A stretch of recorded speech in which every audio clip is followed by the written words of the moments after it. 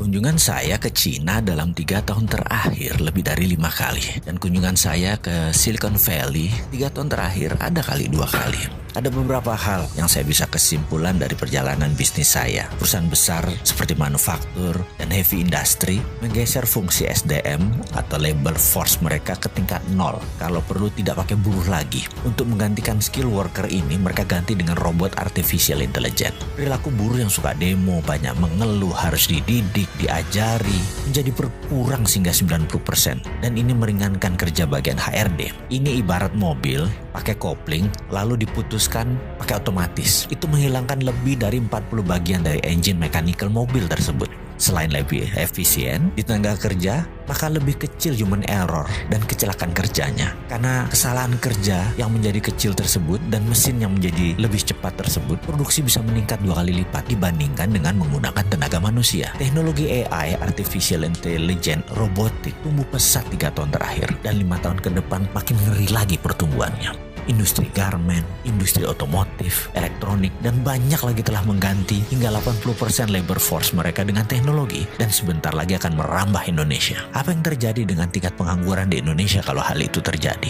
Hal ini cukup menjadi perenungan buat kita semua.